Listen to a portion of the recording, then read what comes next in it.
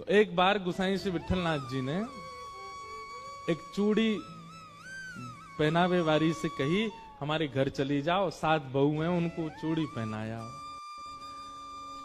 लेकिन गोसाई श्री विठलनाथ जी ठाकुर जी को भी तो अपना लाला मानते हैं। तो 7 बहुओं ने चूड़ी पहनी, सबन ने चूड़ी पहन ली। जैसी सब गईं और सब भीतर चली गई, वो चूड़ी वारी जैसी वहां से जान लगी, इतने में ही एक अत्यंत सुंदर सुकुमारी छोटी सी लाली आई गई और आकर के बोली, सबन को चूड़ी पहनाई दी, मोए भी तो पहनाओ, मैं या घर की सबसे बड़ी बहू हूं। तो चूड़ी पहनाई वाली जोड़ते हंसी, बोले इतनी बड़ी बड़ी बहू तो चूड़ी पहन गई, नेक सी छोरी कह रही है मैं सबसे बड़ी बहू हूं। लेकिन उसकी रूप माधुरी को देख करके, उनके मुख की कांति को देख करके वो स्तब्ध रह गई। और वो मनहारिन बोली कि सही बताऊं लाली, तो मेरे चूड़ीन के सवरे भंडार में तुम्हारे हाथ में सुशोभित हो ऐसी कोई चूड़ी ना है। परंतु उन नेक सी लाली को देख करके वो मनहारन कह रही है, नेत्रों में आंसू भराए, वो लाली तेरो स्वरूप इतना सुंदर है, तेरे हाथ इतने सुंदर है, तेरो मुखमंडल इतना सुंदर है, मैं तो हस्तकमल देख करके न्यौछावर रह गई हूं। वास्तव में तो मेरे पास तो पहनावे वाली कोई चूड़ी है ही ना है। तो सामने बैठी नेक सी लाली को मुख उतर गए। सबरी बहुवन ने चूड़ी पहन ली, मैं घर की सबसे बड़ी बहू, मैं बिना चूड़ी के कैसे रहूं।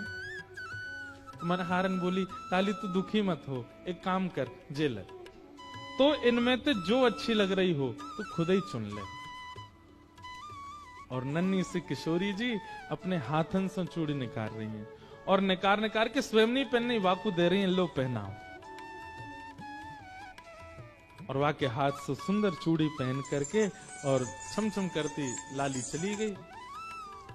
गुसाई जी ने कही, सबरो धन ले जाइयो मोते, जितनी चूड़ी पहनावे।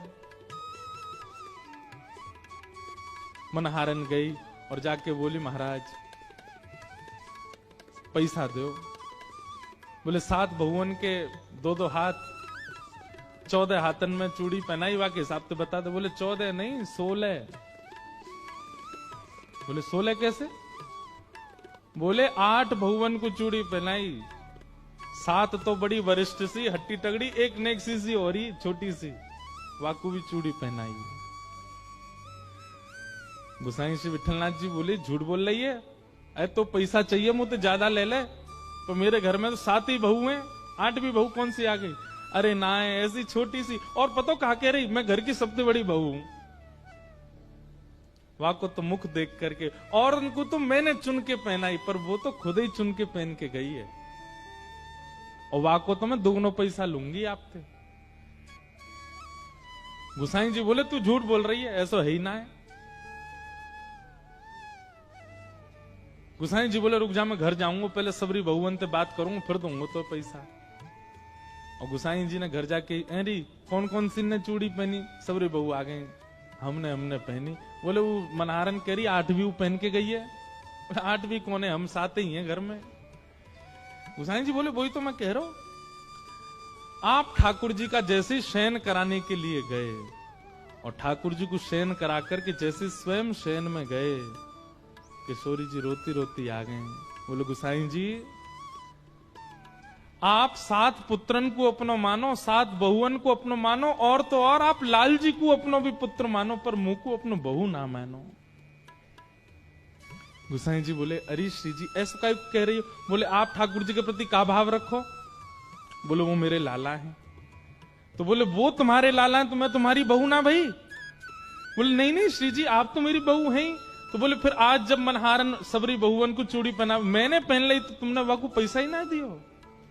गोसाई जी के नेत्र सजल हो गए, तुरंत रोने लगे। बोले, अरे श्री जी मुझसे अपराध बन गए हो, मुझसे बहुत बड़ी भूल है गई, चूक है गई।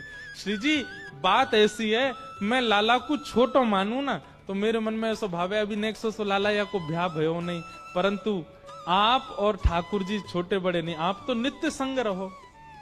आप तो हमेशा संग रहो, आपकी कोई आयु थोड़ी है कि या आयु में ब्याह होगा, आप तो नित्य संग रहो। मेरे दिमाग से बात न कर गई, मुझे क्षमा कर दो श्री जी।